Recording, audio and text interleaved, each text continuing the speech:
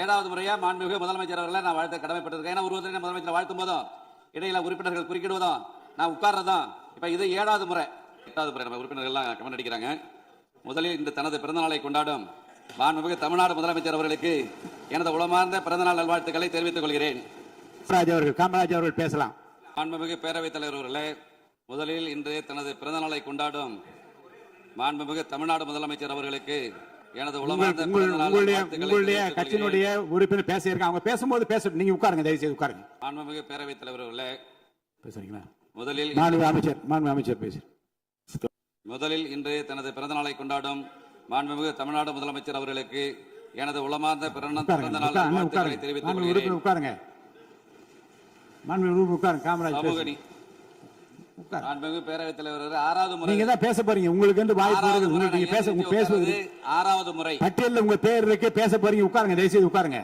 மாண்புமிகு பேரவைத் தலைவர் அவர்களே, உட்காருங்க. மாண்புமிகு உறுப்பினர் உட்காருங்க. இப்ப நான் 7வது முறையா நீங்க பேசும்போது உட்காருங்க, தயவு செய்து உட்காருங்க. பரவாயில்ல, அதனால ஒண்ணு இல்ல. 7வது முறையா முதலமைச்சர் வாழ்த்துறேன் பேசுறேன். அவர் அனுமதிங்க. நான் இவங்க குறுக்கிட்டதுனால 7வது முறையா நான் எந்திரிச்சிருக்கிறேன். 7வது முறையா மாண்புமிகு முதலமைச்சர் அவர்களை நான் வாழ்த்த கடமைப்பட்டிருக்கேன். ஏன்னா ஒருவரை முதலமைச்சர் வாழ்த்தும் போதும் இடையில உறுப்பினர்கள் குறுக்கிடுவதும் நான் உட்கார்றதும் இப்ப இது 7வது முறை.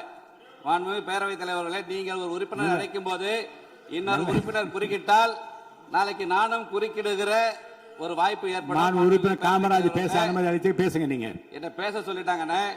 ஆமா, நம்ம பிரச்சனை தான் காவேரி பிரச்சனை. நீங்க ஒருத்தர் பேசிக்க வேண்டாம். நீங்க ஒருத்தர் பேச வேணாம். மாண்பு உறுப்பினர் காமராஜ் பேச அழைத்து பேசுங்க. அவை முன்னவர் மாண்பு பேரவைத் தலைவர் அவர்களே, காமராஜ் பேசுங்க.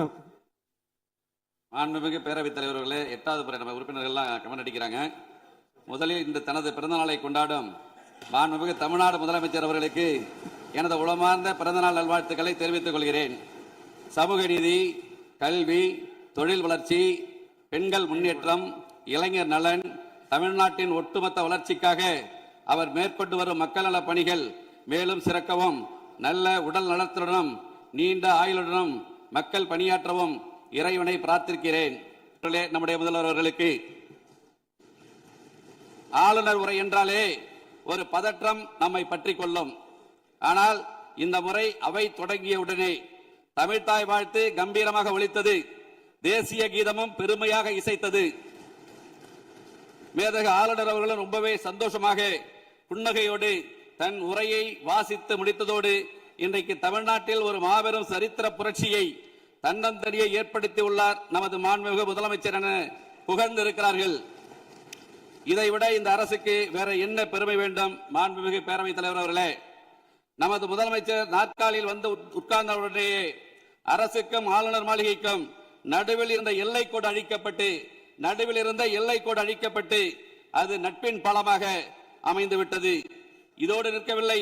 மத்திய அரசுக்கும் மாநில அரசுக்கும் இடையே ஒரு இணக்கமான ஒரு உறவு இருந்தால் மட்டும்தான் மாநிலம் வளரும் என்பதை புரிந்து மிக மிக முதிர்ச்சியான ஒரு அரசியல் பாதையை அமைத்துக் கொடுத்திருக்கிறார் நமது மாண்புமிகு முதலமைச்சர் அவர்கள்.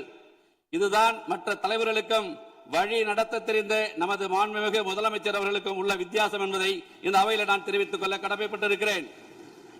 மாண்புமிகு பேரவைத் தலைவர்களே, 4 நிமிஷம் ரொம்ப கூட போயிட்டு பேரவைத் தலைவரை 7 தடவை எழுந்திருக்க, கொஞ்சம் குறைச்சிங்க. மேல 4 நிமிஷம் 17 நிமிஷம் ஓடி வச்சு 8 தடவை எழுந்திருக்கிற மாண்புமிகு பேரவைத் தலைவர் 5 நிமிஷம் கூட அனுமதிக்கணும். மாண்புமிகு பேரவைத் தலைவர்களே, நம்பிக்கையில் சிறந்தது தன்னம்பிக்கை. தன்னால் எதையும் சாதிக்க முடியும் என்ற நம்பிக்கை தான் தன்னம்பிக்கை.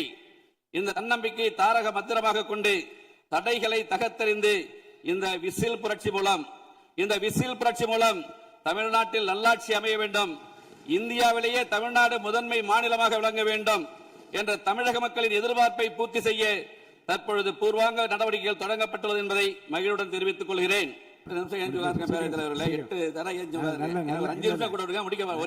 இன்னைக்கு நல்ல எக்ஸசைஸ் உங்களுக்கு 8 முறை எழுதி 11 நிமிஷம் ஓடி இருக்கு. 8 தடவை இடையில குறுக்கிட்டு இருக்காங்க பேரவை உறுப்பினர்கள். ஒரு 4 நிமிஷம். தமிழ்நாடு